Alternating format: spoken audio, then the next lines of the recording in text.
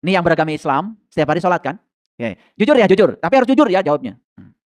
Itu sholat itu untuk nanti atau untuk sekarang? Hah? Buat nanti? Oh. Atau diganti pertanyaan deh. Sholat itu buat surga atau buat akhlak? Bapak Ibu, mohon maaf ya. Hidup itu kapan? Pinter ya. Kapan? Sekarang. Ya.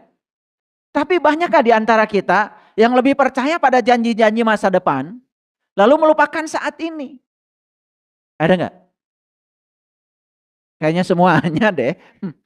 Betul nggak? Karena ada yang mengatakan begini. Mohon maaf ya. Dunia itu bukan buat orang beriman. Orang beriman mah nanti. Di sana. Dunia buat orang kafir. Gitu. Belangsak gak? Padahal di Quran tidak ada pernyataan itu. Itu angan-angan kosong. Malah di Quran dikatakan, wabtagi fima atakallahu darul akhirah wala tansa nasibaka minad dunya. Tahu nggak akhirat? Akhirat itu hari kemudian. Akhirat itu masa depan. Dan masa depan tidak ada haknya buat mereka yang tidak tampil hari ini. Setuju nggak dengan saya? Ulangi ya, ulangi. Masa depan itu tidak ada bagiannya untuk mereka yang tidak tampil hari ini. Jadi masa depan itu ditentukan oleh apa yang kita lakukan hari ini. Realistis. Tapi mereka yang melupakan hari ini, berharap masa depannya lebih baik, itulah angan-angan kosong. Paham sampai di sini? Nah kalau itu dipakai oleh kita, menyesatkan gak kira-kira? Menyesatkan. Nah sekarang saya kasih pertanyaan. Ya, kalau sulit, bilang aja sama saya sulit pertanyaan. Jujur ya, jujur. Ini yang beragama Islam, setiap hari sholat kan? Oke, jujur ya, jujur. Tapi harus jujur ya jawabnya. Itu sholat itu untuk nanti atau untuk sekarang? Hah? Buat nanti? Oh. Atau diganti pertanyaan deh. Sholat itu buat surga atau buat akhlak? Buat surga. Oh.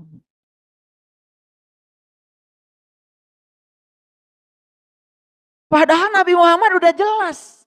Innama bu'istu liutamima makarimal akhlak. Aku diutus ke dunia ini untuk memperbaiki akhlak.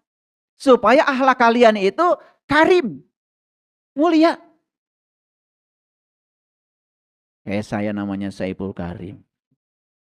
Kan makarimal akhlak itu ada kata karim di situ. Jadi saya malu kalau namanya karim tapi saya tidak mulia. Karena itu doa dari bapak saya, dari leluhur saya. Nah sekarang ulangi lagi. Nabi Muhammad diutus ke dunia untuk apa? Menyempurnakan akhlak. Supaya akhlaknya karim, akhlaknya mulia. Kata siapa? Kata Nabi Muhammad. Kata Quran. Kalian tuh makanya nih ngaji bertahun-tahun gak ada bekasnya. Itu hadis. Udah dibacakan hadisnya malah sama saya. Innama bu'istu liutamima makarimal akhlak. Aku datang ke dunia ini diutus Tuhan. Tujuan Tuhan mengutusku itu cuma satu. Memuliakan akhlak. Nah untuk memuliakan akhlak, Nabi Muhammad ya diberi instrumen oleh Allah. Salah satu instrumennya adalah sholat. Makanya jelas di Quran, sholat itu adalah untuk mencegah manusia dari keji dan munkar. Sekarang saya tanya lagi, jadi sholat itu untuk sekarang atau untuk masa depan? Ya untuk sekarang. Kalau hari ini kalian baik, hari ini kalian akhlaknya mulia, ya masa depan gak usah dipikirkan. Kan masa depan itu akan datang bergantung apa yang kamu lakukan hari ini. Tapi banyak yang melupakan saat ini demi masa depan. Angan-angan kosong bukan? Baru ketangkep. Sekarang saya ulang lagi. Sholat itu buat surga atau buat akhlak? Jadi belum sama jawabannya. Sekarang udah mulai sama ya. Kan di Quran jelas. Aqimis sholah. Aqimis sholah. Inna sholah tanha anil fahsya munkar. Jelas sekali tidak saya menemukan satu ayat pun di Quran. Dirikanlah sholat supaya kau masuk surga. Gak ada. Dirikanlah sholat supaya kamu bebas dari perbuatan keji dan munkar. Bebas dari perbuatan keji dan munkar. Akhlak bukan? Akhlak mulia bukan? Itu tujuan sholat. Jadi tujuan sholat itu sekarang atau besok? Sekarang. Kan banyak yang sombong. Karena udah sholat. Padahal akhlaknya tidak berubah. Masih ngomongin orang. Masih menghujat orang. Masih maki-maki orang. Ada nggak kayak gitu? Ada apa banyak? Karena dia terjebak angan-angan kosong. Seolah-olah sholat itu buat surga, buat pahala. Padahal nggak ada di ayat. Ayatnya jelas. Aqimis sholah inna sholah tanha anil pasawal munkar. Jadi harusnya Bapak Ibu memeriksa nggak? Apakah saya sudah bebas dari perbuatan keji dan munkar? Memeriksa gitu nggak? Enggak. Malah jadi sombong. Seolah-olah punya tabungan di masa depan. Padahal sekarang akhlaknya amburadul.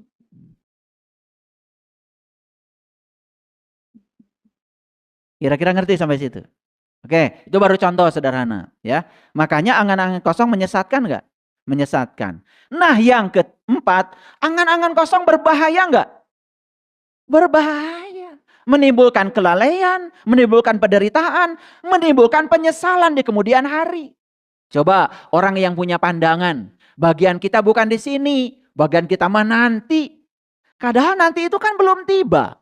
Katanya hidup itu di sini, saat ini sekarang. Akibatnya apa? Sekarang gak kebagian, apalagi nanti. Timbulnya apa? Penyesalan karena terjebak angan-angan kosong. Berbahaya gak angan-angan kosong? Bahaya sekali.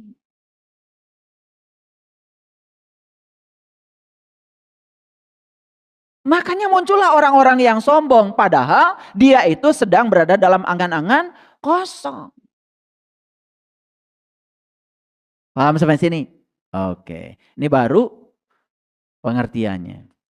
Oke, sekarang perhatikan. Ada ayat yang bagus nih. Di surat Al-Baqarah ayat 268. Ini harus saya bacakan bahasa Arabnya. Karena banyak yang ragu-ragu. Biar saya nanti terjemahkan pelan-pelan ya. A'udzubillahi minasyaitonirrajim. Bismillahirrahmanirrahim. Asyaiton ya'idukumul faqra. Setan itu menjanjikan kamu dengan kemiskinan. Ini Quran. Pernah baca ayat ini Bapak Ibu? Kasihan. Ini gara-gara one day one judge ini. Bergerak cepat tapi tidak bergerak maju. Saya baca Quran setiap hari jam 1 sampai jam 4 subuh itu Bapak Ibu. Paling satu ayat aja udah gak kelar-kelar itu. Hanya hangat-hangat air mata aja kalau baca itu. Gak bisa saya baca banyak-banyak. Makanya di dalam kitabnya Fihi Mafihi itu dijelaskan bahwa kitab suci ini seperti bawang merah. Dikupas luarnya ada lagi, kupas lagi ada lagi, kupas lagi ada lagi. Dan yang terakhir, kalau ibu-ibu ngupas bawang merah, yang terakhirnya kan cuma air mata. Betul nggak? Iya. Yang terakhir kita memasuki kekosongan. Sampai kita tidak merasa apa-apa. Tidak merasa tahu apa-apa. Makanya orang yang tinggi ilmunya. Semakin dalam dia belajar. Dia semakin tidak tahu apa-apa.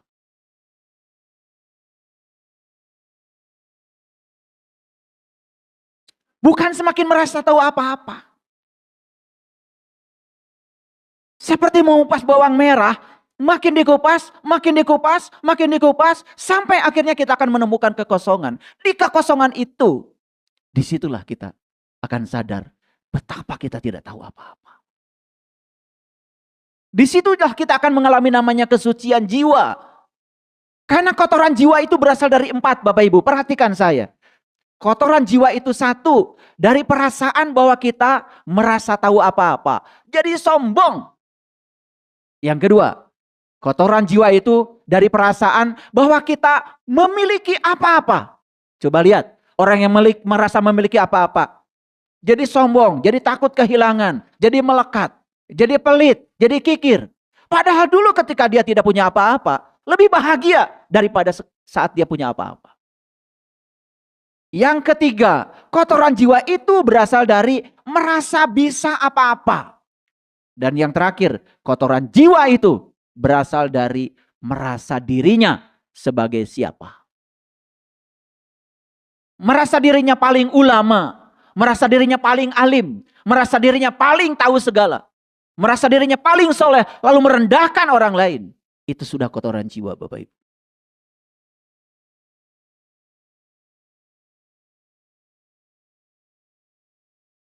Jadi Quran surat Al-Baqarah ini mengatakan bahwa asyaiton ya'idukumul faqra.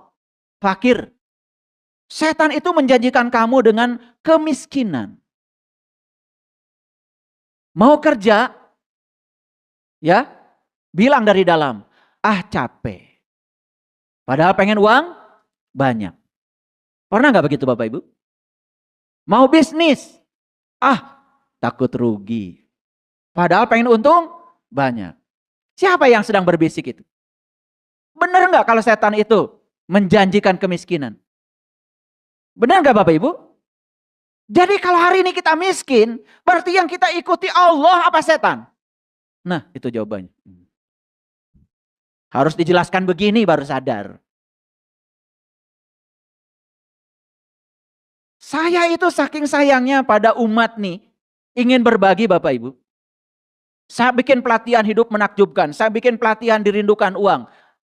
Saya bikin pelatihan bagaimana hebatnya pikiran dan perasaan. Saya menulis buku Titian Kesadaran. Saya menulis buku Hidup Menakjubkan. Saya ingin berbagi. Karena kemiskinan itu bukan dari Allah. Kemiskinan itu dari setan. Karena kita tidak mau keluar dari segala batasan-batasan yang membatasi kita. Bapak Ibu perhatikan saya. Pernah nggak Bapak Ibu membatasi pikiran? Wah, itu tidak mampu bagi saya. Oh, saya tidak lebih berbakat dari orang lain. Dan kita mengatakan seolah-olah semua orang-orang yang kaya, sukses di dunia ini, karena mereka lebih berbakat daripada saya. Karena mereka lebih diperhatikan Allah daripada saya. Karena mereka lebih beruntung dari saya. Itu pikiran palsu bukan Bapak Ibu? Buatan siapa? Tapi sadar nggak Bapak Ibu? Coba sekarang pikirkan. Allah yang maha adil pasti ngasih kesempatan yang sama. Pasti ngasih kebahagiaan yang sama. Waktu kita juga sama semua 24 jam. Mereka yang sukses tidak punya waktu lebih banyak dari kita. Tapi mereka menggunakan waktunya benar-benar untuk mengarahkan mereka kepada kesuksesan itu. Sadar gak Bapak Ibu? Sadar sekarang? Kemarin saya kasih judul khusus. Memperkuat interior diri. Saya mampu. Saya bisa. Saya bisa menghadapi semua rintangan itu. Saya pasti kuat. Ayo Bapak Ibu keluar dari situ. Itu batasan-batasan itu yang membatasi kita. Ternyata bukan dari Allah. Allah tuh al-wasi. Dia maha luas. Yang menyempitkan kita itu adalah diri palsu kita yang bernama syaitan. Cuman sayang kita ngaji bertahun-tahun. Kalau bicara tentang setan. Pasti entitas lain yang suka mengganggu kita. Padahal yang membuat kamu tadi malam tidak bangun tidur. Kan kamu. Tuhan bilang, dingin. Cuma gitu aja. Gak banyak kata-katanya. Tuhan bilang, ngantuk. Gitu aja kan? Gitu kan? Siapa yang bilang dingin? Siapa? Ayo jujur. Siapa yang bilang ngantuk? Siapa? Mau belajar? Sudah nyalakan lampu, sudah ada kursi, bukunya sudah terbuka, baru buka, ngantuk. Nanti aja. Terus mau kapan? Yuk kita jujur ya. Jadi jangan-jangan setiap hari itu kita sibuk hanya dengan angan-angan kosong kita sendiri. Berharap berubah, berharap masa depan lebih baik. Ini saya bongkar hari ini rahasia. Ulangi Bapak Ibu. Asyaiton ya'idukumul faqra. Setan menjanjikan kamu dengan kemiskinan. Jadi miskin berasal dari siapa? Setan. Batasan-batasan yang diciptakan di pikiran kita berasal dari siapa? Setan. Siapa setan? Makin jelas. Pakai kerudung. Di kacamata. Pakai batik lagi. Paham sekarang? Aduh. Ini saya buka ya kesadarannya. Yuk lanjutkan. Ya, wa ya'murukum bil fahsya, dan menyuruh kepada fahsya. Kan sholat itu tadi saya jelaskan. Aqimis sholah, inna sholat anil fasa wal munkar. Fahsya itu jahat, fahsya itu keji. Dan semua yang keji, tidak berperasaan, yang jahat, yang merendahkan, yang menghina, yang menghujat. Jelas kata ayat ini. Itu semua berasal dari syaitan. Ulangi lagi. Syaitan wujud nyatanya apa Bapak Ibu? Pikiran yang tidak terkendali. Dan saat kita tidak dikendalikan oleh pikiran, kita telah menjadi diri palsu. Makanya saat pikiran ini menguasai kita, tidak kita kuasai, maka kita langsung berubah menjadi rahwana. Makanya cerita Rahwana. Apa itu Rahwana? Dia yang mencuri Dewi Sinta. Siapa Sinta? Sinta itu kesadaran. Siapa Rama? Rama itu diri kita. Rama ini kehilangan Sinta, dicuri oleh Rahwana. Banyak manusia yang kehilangan kesadaran. Karena apa? Dicuri oleh diri palsunya. Makanya Rahwana disebut si dasa muka, si banyak wajah. Makanya lihat ya, orang yang dikendalikan oleh pikiran hidupnya, banyak wajahnya. Munafik. Berpura-pura bahagia padahal hancur.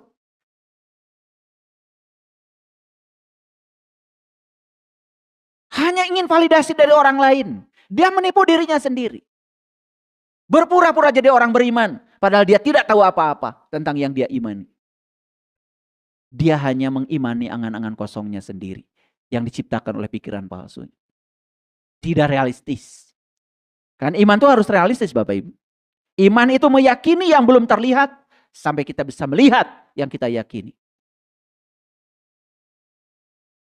Sampai sini mengerti? Jadi siapa yang menjanjikan kemiskinan? Siapa yang menyuruh kamu berbuat kejahatan? Ya siapa? Setan. Siapa? Ah itu yang benar. Kalau nggak ditanya begitu kita nggak ngerti-ngerti. Selalu pihak lain. Seolah-olah kemiskinan dari pihak lain. Seolah-olah kejahatan dari pihak lain. Karena orang yang berbuat jahat, aduh saya tadi tergoda oleh setan. Kan sebenarnya bukan tergoda oleh setan. Kesadarannya hilang. Si Rama ini kehilangan Sinta. Dirayu oleh penguasa negeri Alengka yang bernama Sidasamuka Rahwana. Makanya yang bisa mengembalikan Dewi Sinta ke Rama cuma satu. Hanoman. Maka dibuatkan jembatan oleh Hanoman untuk menjemput Sinta. Dalam tradisi Islam, jembatan itulah yang disebut dengan Shiratal Mustaqim, jalan yang lurus. Dan Hanoman itu simbolisasi dari orang yang bisa membebaskan kita dari diri palsu itu. Sehingga kita menemukan kesadaran, menemukan diri sejati kita. Itu yang disebut dengan para guru-guru suci. Orang yang berkesadaran. Kalian pergi ke Bali, nonton tari kecak, cerita Ramayana, pulang dari sana ditanya, nonton apa di sana? Tari kecak. Apa ceritanya? Cuman makan, tidur gitu aja. Kesadarannya tidak berubah. Karena tidak ada rasa untuk ingin tahu. Padahal kalau kita mau tarik kecak kan dikasih brosur tuh. Dibaca enggak sama kalian? Dibaca apa tidak? Nah itu. Rasa ingin tahunya tidak ada.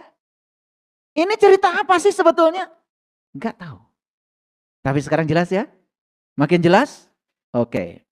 Wallahu ya'idukum magfirah. Beda dengan Allah. Kalau yang dijanjikan Allah itu adalah ampunan. Yang kedua, yang dijanjikan oleh Allah itu adalah fadlan. Wa fadlan.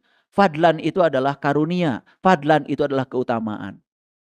Fadlan itu kekuatan positif. Yang dijanjikan oleh Allah itu adalah pertama adalah ampunan. Nih saya kasih tahu. Kenapa orang-orang yang bergerak di spiritual sering bilang, kalau kamu melakukan kesalahan cukup menjadi pelajaran, tetapi jangan terlalu dalam kamu merasa bersalah. Karena kamu tidak bisa didefinisikan oleh apa yang kamu lakukan. Kalau kamu hari ini punya tekad yang kuat, itu definisi tentang kamu. Kalau hari ini kamu ingin berubah, itu definisi tentang kamu. Banyak orang yang datang pada saya. Ayah mohon dibimbing, saya ingin kenal jati diri. Apakah Allah akan mengampuni segala dosa-dosa saya? Sebegitu banyak dosa-dosa saya. Pertanyaan saya malah saya balikan. Kamu masih ragu sama Allah yang Maha Pengampun. Sedangkan di Quran Allah berulang-ulang mengatakan, sesungguhnya aku tidak akan mengampuni dosa syirik, tapi aku akan mengampunkan dosa apapun yang selain syirik itu bagi siapa yang aku kehendaki. Masih ragu? Itu karena kita dijebak angan-angan kosong. Belajarnya tidak realistis. Jadi yang dijanjikan setan apa Bapak Ibu? Ulangi. Dan kemiskinan dan kejahatan. Yang dijanjikan Allah apa? Ampunan dan keutamaan. Hebat ya. Apa yang namanya fadlan? Perhatikan saya. Satu-satunya golongan umat di semesta ini yang dijanjikan fadlan, keutamaan di Quran. Hanya satu golongan. Nama golongan itu adalah Bani Israel. Maka di Quran ada kata-kata begini. Ya Bani Israel, uzkuru nikmati Allah alaikum wa anni faddaltukum alal alamin. Ingat ya Bapak Ibu. Ini Quran. Hai Bani Israel, terjemahkan. Hai orang-orang yang berjalan menuju Tuhan, itu terjemahannya. Ingatlah akan nikmat yang sudah aku berikan kepadamu. Dan aku berikan kamu fadlan, keutamaan dibandingkan umat yang lain. Bani Israel itu adalah siapa saja. Mereka yang mau berjalan bersama Tuhan. Yang mau berjalan menuju Tuhan. Masuk akal gak kalau diunggulkan? Mau gak Bapak Ibu jadi Bani Israel? Iya. Tetapi kita kan begitu dengar kata Israel, pikiran kita jadi kemana-mana. Padahal yang dimaksud oleh kebanyakan orang tentang Israel dengan yang di Quran itu berbeda. Cuman kita tidak mau menyimaknya. Cuma ngikutin pikiran orang. Angan-angan kosong lagi. Ulangi Bapak Ibu. Yang dijanjikan setan apa? Dan yang dijanjikan Allah apa? Dan kata siapa? Awas, bukan kata saya. Kata Quran, surat apa? Ayat berapa? Nah gitu. Jangan, ada di Quran, ada di Quran.